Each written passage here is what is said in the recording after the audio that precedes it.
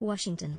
On the same day he is inaugurated into office, Joe Biden will introduce immigration legislation that will include an 8-year pathway to citizenship for nearly 11 million immigrants living in the United States without legal status.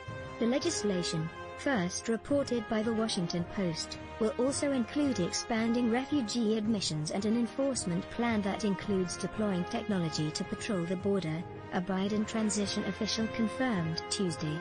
Biden's plan comes after 4 years of a hardline approach to immigration from President Donald Trump, which led to several controversial policies, including his effort to end the Deferred Action for Childhood Arrivals program. The Supreme Court upheld that program in a ruling last year. Democrats hailed Biden's proposal Tuesday. Senate Democratic leader Chuck Schumer wrote on Twitter that he looks forward to getting comprehensive immigration reform signed into law. Comprehensive immigration reform with a path to citizenship is one of the most important things a Democratic Congress can do, Schumer wrote in the tweet. Some immigration activists also were cautiously optimistic about the proposal. While the bill is welcome, it's really just the beginning, said Maria Praley, government relations manager at FWD.us, an immigration advocacy group. What Joe Biden now has to lead on is getting legalization through the finish line. He has to use his leadership, his bully pulpit, to do more than introduce an immigration reform that captures the vision. So a good first step, not the end of the game. But Republicans were less eager to embrace the incoming president's plan. Senator Tom Cotton, Arkansas, wrote in a tweet that Biden was wasting no time trying to enact his radical immigration agenda, decrying specifically the pathway to citizenship. Biden's first 100 days, from reversing Trump's immigration policies to COVID-19 relief. Here's what's on the agenda. Despite Democrats holding a slim majority in both the House and Senate, the proposed legislation could be difficult to pass. Democrats in the Senate would need all 50 members to support the bill in order to force a tie with Republicans. Kamala Harris could then break that tie as vice president.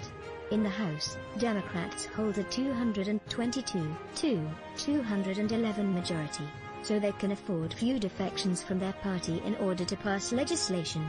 Under Biden's proposal, immigrants without legal status living in the U.S. as of January 1, 2021, would be put in a temporary legal status for 5 years, with a green card being granted if they meet requirements like passing a background check and paying taxes. They then could apply for citizenship 3 years later. Some undocumented immigrants will see a quicker process in the pathway to citizenship. Deferred Action for Childhood Arrivals (DACA) recipients, also known as Dreamers, in addition to agricultural workers and those in the Temporary Protected Status program, could qualify for green cards immediately. It will be about creating a pathway for people to earn citizenship. We're going to reduce the time from what is now has been currently 13 years to 8 years. We are going to expand protections for Dreamers and DACA recipients, Vice President-elect Kamala Harris said during an interview with Univision last week. These are some of the things that we're going to do on our immigration bill, and we believe it is a smarter and a more humane way of approaching immigration. In a memo released Saturday, Biden's incoming Chief of Staff Ron Klain also noted that the Biden administration will begin reuniting families separated at the border, where 628 parents who were separated from their children at the border are still missing as of December. For generations, comprehensive immigration reform has been at once the legislation with the most consensus and trickiest to pass. Ronald Reagan signed the bipartisan 1986 Immigration Reform and Control Act, which granted amnesty to some 3 million undocumented immigrants living in the U.S. But throughout the 1990s and ramping up in the early 2000s, commitments to more strictly secure border were woven into any bill offering status relief for undocumented immigrants, said Doris Meissner, head of the U.S. Immigration Policy Program at the Migration Policy Institute. This led to deeper divides over legislation, as political parties grew further apart. Immigration legislation doesn't pass without it being bipartisan, Meissner said. Since their political center has cratered, immigration reform has been one of the victims.